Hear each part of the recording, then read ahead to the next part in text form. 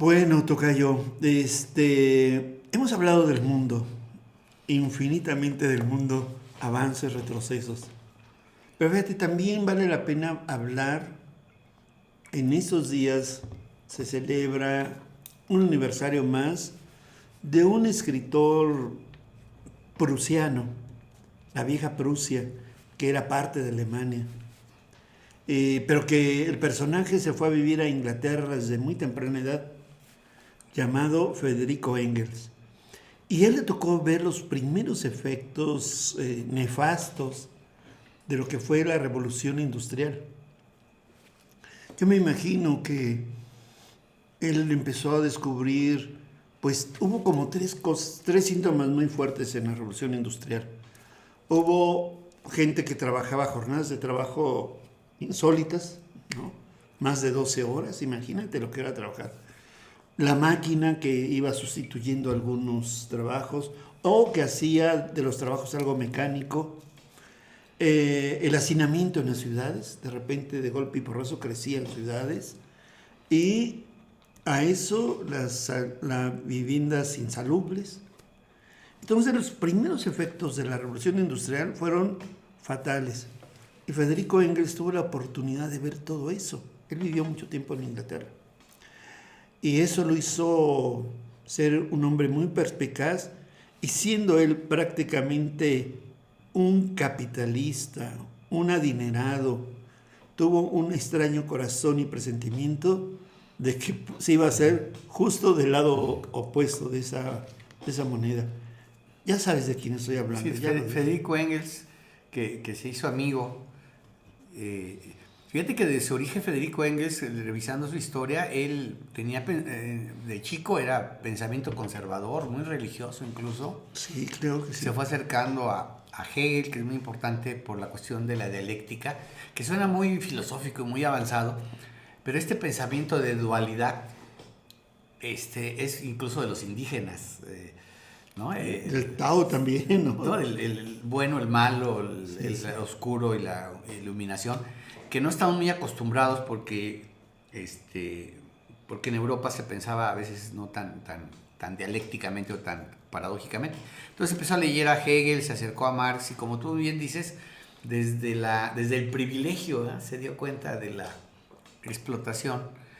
Y a pesar de que mucha gente podrá, por cierta razón y justificación, asustarse de que estamos hablando de quienes crearon lo que se llama el marxismo y el socialismo científico, y que esto también derivó en sociedades que no fueron socialistas, donde el poder lo tuviera la sociedad, sino el poder se llegó a concentrar en un dictador o en un aparato burocrático centralizado, el centralismo democrático que llegó a constituirse en una especie de dictaduras y de totalitarismo. Bueno, tuvo también su parte positiva, porque finalmente estos movimientos, juntos con los movimientos anarquistas, lograron derechos laborales. La denuncia social y la creación de leyes. No el trabajo infantil, las jornadas de trabajo, los contratos, todo lo que es la cuestión laboral. Entonces tuvo una contribución importante porque había una explotación salvaje. Fíjate que acaba de morir en los campos de España un migrante en condiciones así, de explotación con, ¿verdad? Y fue un escándalo. Y bueno, imagínate esa época donde todos eran explotados. Era normal, vamos, esa explotación masiva. Pero fíjate que Engels es muy interesante porque además los textos que él escribió fueron muy puntuales en algunos temas muy interesantes. Y uno de ellos es la raíz de lo que hoy llamamos el feminismo, fíjate. Él tiene mucho... Su libro tal vez sea basado en algunas... ahorita nos platicarás tú de algunos estudios antropológicos de la época. Estamos hablando de los 1800 del siglo XVII. Pues tal vez todavía no tenían todavía la fineza o el avance que hoy tienen. Pero aún así él le permitió escribir un libro que es muy interesante, que es el libro de El origen de la familia, la propiedad privada y el Estado, que es donde yo siento que están en las páginas o en su reflexión el origen, mucho del feminismo en el origen del patriarcado.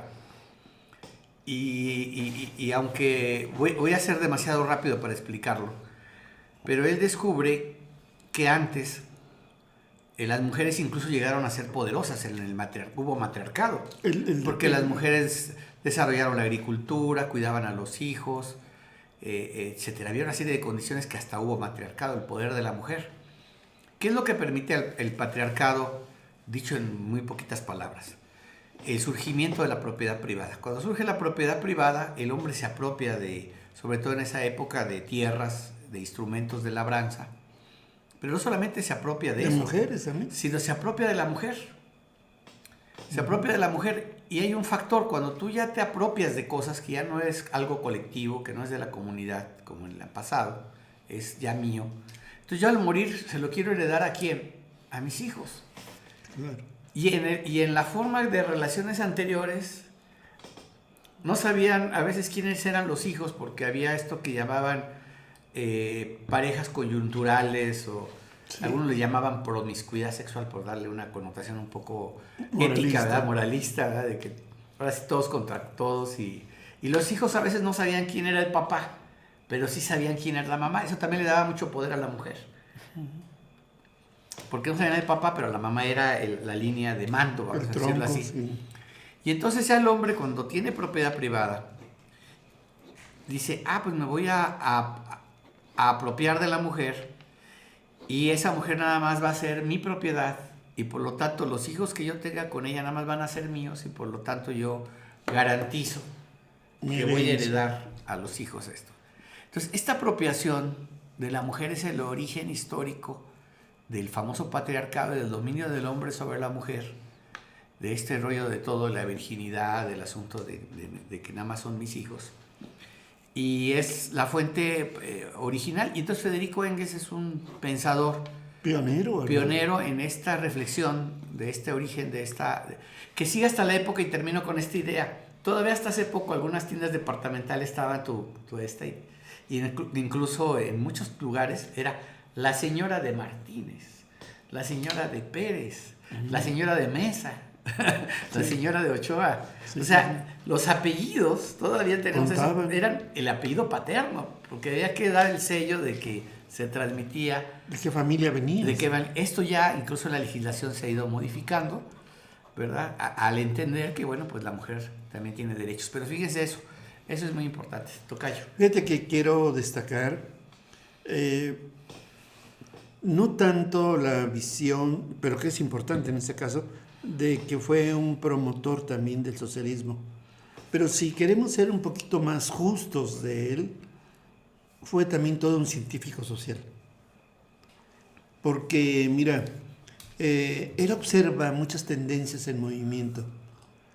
Observa que el capitalismo tiene contradicciones que no puede resolver, y que por tanto, quizás yo creo que al darse cuenta que hay cosas que no puede resolver, se da cuenta que él puede ser socialista, que el socialismo puede resolver esas contradicciones.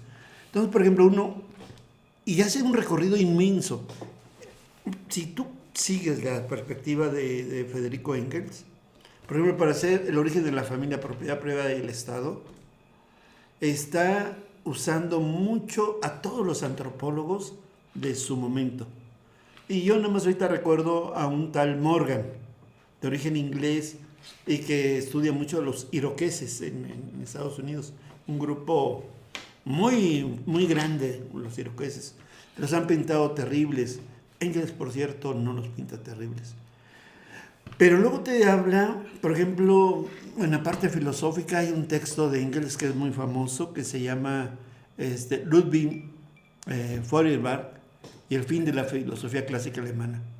Tuve ocasión de leerlo, y por esto es un libro que a mí me encantó, porque en unas 90 páginas te describe el mundo hegeliano, y lo que está tratando de decir el mundo hegeliano de la dialéctica, de que todo lo que empieza tiene que acabar y tiene que transformarse en su contrario, y es un texto buenísimo. Luego también hay otro texto muy importante de Engels que se llama La situación de la clase obrera en Inglaterra, que es el primer libro que escribe, por cierto, que son de todas sus vivencias, y hace una sociología del barrio, de la región, de cómo viven los obreros, Y cuando yo estudié antropología del trabajo, cuando me dediqué en el centro de investigaciones a estudiar antropología del trabajo, ese texto era importantísimo. Muy bien hecho sociológicamente. Muy bien escrito. Sí. Entonces, luego hay otro texto muy famoso de Engels que es del socialismo utópico al socialismo científico, que reivindica pues ahí todo el avance científico como posibilidad de creación de una nueva sociedad. En fin, no quiero extenderme demasiado en todos sus textos. Hay otros textos más de Engels. El papel del trabajo, El la papel evolución del hombre. sí, claro, claro. La transformación del hombre. Sí. Entonces, bueno, ahí te dejo porque... Sí, no, Engels, hay que leerlos a los clásicos porque te sorprende, además de la capacidad y la inteligencia que tenían, sí, aunque pudieran tener sus limitaciones. Fíjate que ahorita que hablabas, el porfiriato trajo a México el capitalismo. Y ese capitalismo explotó mucho a la gente. Hubo una revolución. Tal vez no optamos por el socialismo como ocurrió en Rusia en el 17, pero la Revolución Mexicana sí creó un programa social de derechos a los campesinos y a los obreros.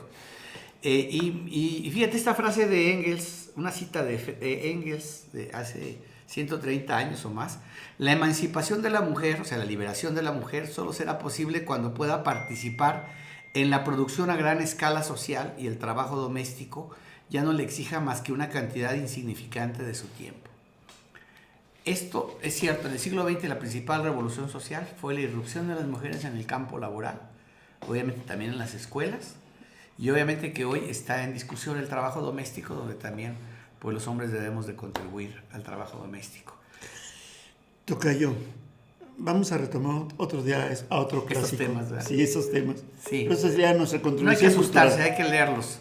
Hay que leerlos y aunque no estemos de acuerdo, hay que aprender de todos estos pensadores. Buenos pensadores. Buenos pensadores. Interesantes. Sobre todo creo que lo hicieron de buena fe, aunque como dijimos también algunas de sus vertientes tal vez hayan fracasado sus experimentos sociales, pero otras cosas han sido positivas. Muy bien, le agradecemos a usted su atención, estamos en Armando Diálogos, agradecemos a Patricia Malagón la edición, a Orestes Ochoa todo el trabajo técnico, su asesoría, y estamos en España TV los miércoles a las 9 de la noche, los viernes a las 9 de la mañana, los sábados por la tarde, y también estamos en varias ocasiones en las redes sociales aquí con mi gran amigo Tocayo Armando Mesa, estrenándose con sus 70 años. Uy, sí, qué maravilla. Séptimo piso. Muy bien, gracias.